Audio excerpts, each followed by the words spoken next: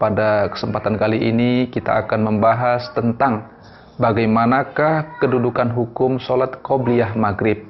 Apakah hukumnya sunat atau tidak?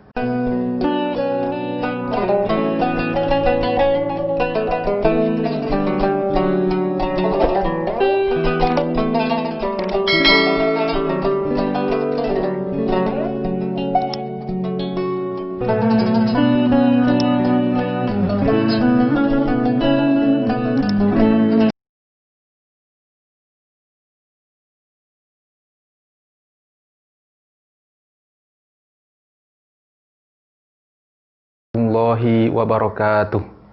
Alhamdulillahi rabbil alamin. Assalatu wassalamu ala asyrafil anbiya'i wal mursalin wa ala alihi wa ashabihi ajma'in. Para pemirsa channel 3M rahimakumullah, pada kesempatan kali ini kita akan membahas tentang bagaimanakah kedudukan hukum sholat qobliyah maghrib. Apakah hukumnya sunat atau tidak? Untuk menjawab hal ini, kita akan membacakan satu buku yang berjudul Umat Bertanya, Ulama Menjawab seri A, yang disusun oleh Dr. Andes Kiai Haji Ahmad Dimyati Badruzzaman MA, mulai dari halaman 427. Para pemirsa rahimakumullah, kedudukan hukum sholat qobliyah maghrib adalah sunat. Diberi pahala bagi orang yang melakukannya, dan tidak berdosa orang yang meninggalkannya. Hanya saja sunatnya adalah sunat ghair muakkad, maksudnya tidak dikuatkan. Jadi sholat qobliyah maghrib hukumnya sunat, tapi tidak termasuk sunnah muakkad. Dasarnya adalah antara lain, yang pertama berdasarkan hadis qauli, yakni adanya anjuran langsung dari Nabi Shallallahu Alaihi Wasallam sebagaimana tertera dalam sabdanya, yang artinya dari Abdullah Al-Muzanni dari Nabi Shallallahu Alaihi Wasallam, beliau telah bersabda, "Sholatlah kalian sebelum sholat maghrib." Beliau bersabda pada ketiga kalinya, bagi siapa saja yang mau melakukannya.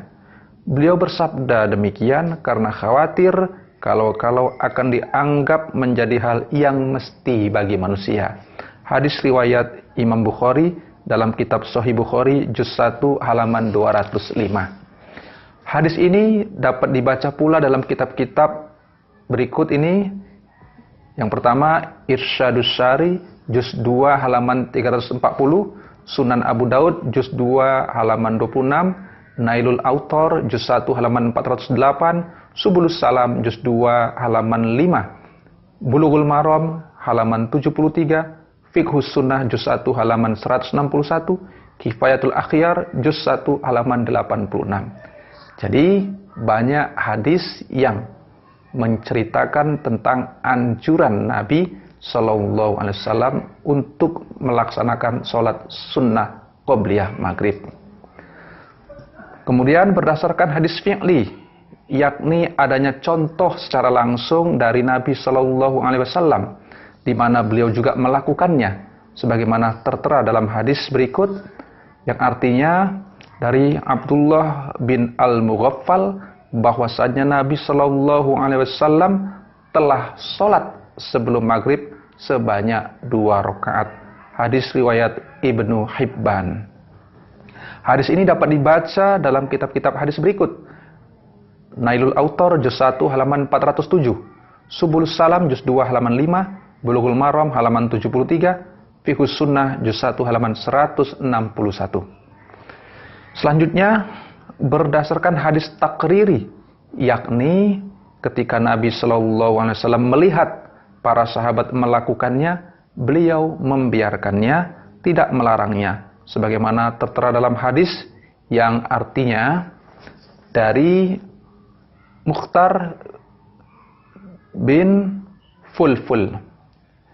Ia berkata, kami pada masa Nabi Shallallahu Alaihi Wasallam senantiasa melakukan sholat sebanyak 2 rakaat setelah terbenam matahari sebelum sholat maghrib.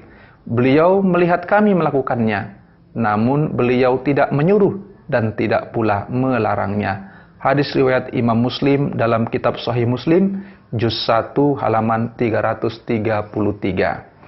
Hadis ini dapat dibaca pula dalam kitab-kitab hadis di bawah ini, yakni Syarah Sahih Muslim juz 6 halaman 123, Nailul Autor juz 1 halaman 407, Subul Salam juz 2 halaman 5, Bulughul Maram halaman 73, Sunan Abu Daud juz 2 halaman 26. Untuk lebih lengkapnya pembahasan masalah ini akan kami ungkapkan fatwa-fatwa ulama yang dengan tegas menyatakan sholat qobliyah maghrib itu hukumnya sunat sebagai berikut.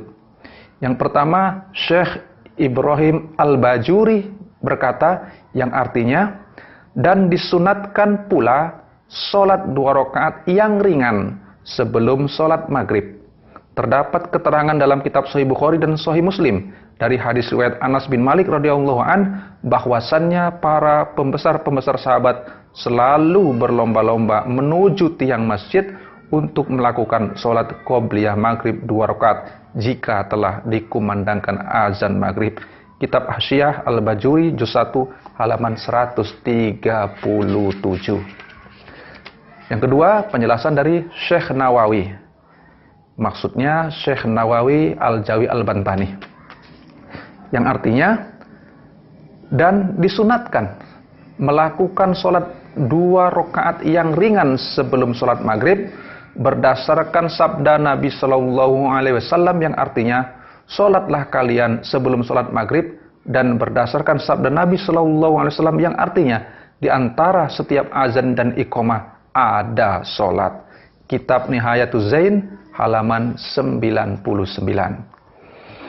Yang ketiga, penjelasan dari Imam Nawawi, salah seorang ulama fikih dan hadis. Beliau berkata yang artinya, suatu cabang masalah mengenai sunatnya sholat 2 rakaat sebelum maghrib, terdapat 2 pendapat yang telah populer di kalangan para ulama Khurasan. Adapun pendapat yang benar dari keduanya itu adalah pendapat yang menyatakan sunat. Maksudnya pendapat yang menyatakan bahwa sholat qobliyah maghrib hukumnya adalah sunat.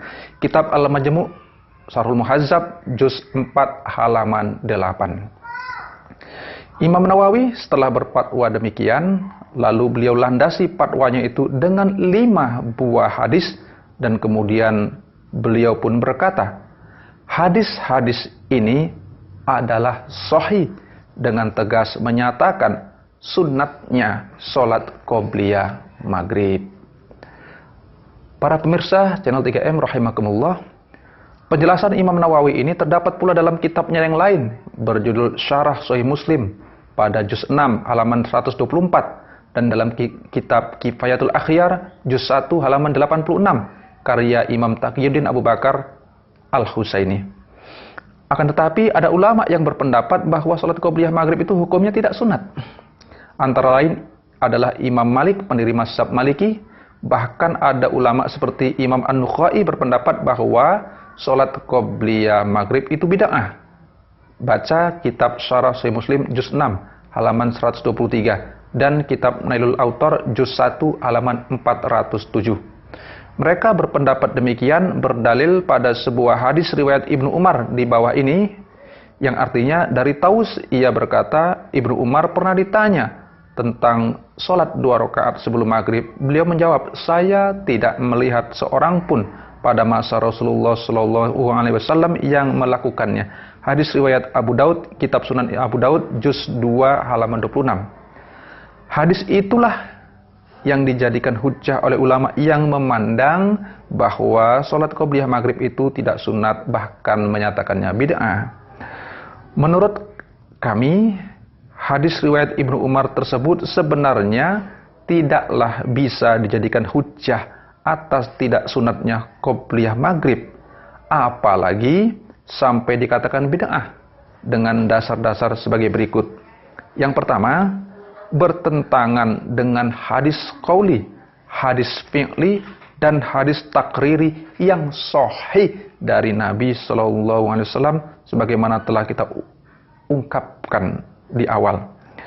Kemudian bertentangan dengan hadis sahih riwayat Uqbah bin Amir yang termaktub dalam kitab Sahih Bukhari sebagai berikut, yang artinya dari Uqbah bin Amir ia berkata, sahabat-sahabat Rasulullah SAW selalu melakukan sholat 2 rakaat sebelum maghrib pada Rasulullah SAW. Hadis riwayat Imam Bukhari, kitab Sahih Bukhari juz 1 halaman 205. Jadi dalam hadis riwayat Bukhari, para sahabat katanya justru sering melakukan, bahkan selalu kalimatnya, melakukan sholat 2 rakaat sebelum maghrib. Hadis ini dapat juga dibaca dalam kitab Irsyadus Sari Syarah Sahih Bukhari juz 2 halaman 341, kitab Al-Majmu' Syarhul Muhazzab juz 4 halaman 9, dan kitab Nailul Autor Syarah Muntahul Akhbar juz 1 halaman 409.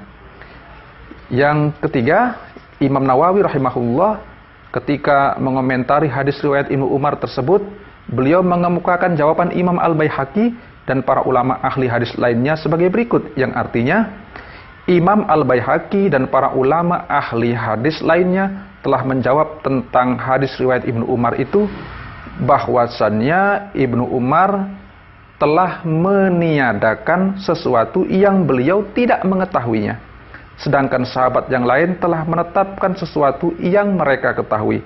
Maka wajib mendahulukan riwayat para ulama yang menetapkan sunatnya qobliyah maghrib, karena banyaknya dan karena mereka telah mengetahui sesuatu yang tidak diketahui oleh Ibnu Umar. Kitab Al-Majmu' Syarhul Muhazzab juz 4 halaman 9. Kaidah usul fikih menyatakan al-musbitu muqaddamun 'alan nafi. Orang yang menetapkan sesuatu hukum didahulukan atas orang yang menafikannya atau membantahnya. Kesimpulannya, hadis riwayat Ibnu Umar tersebut tidak dapat dijadikan dasar untuk menolak sunatnya sholat qobliyah maghrib. Para pemirsa channel 3M rahimakumullah, maka kesimpulan pada pembahasan kita kali ini, sesungguhnya dalil yang menyatakan tentang hukum sunatnya sholat qobliyah maghrib itu lebih kuat, bahkan berdasarkan hadis-hadis yang sahih, baik riwayat Imam Bukhari juga hadis riwayat dari kitab-kitab hadis lainnya. Demikian pembahasan kita pada kali ini. Semoga dapat bermanfaat bagi kita semua. Assalamualaikum warahmatullahi wabarakatuh.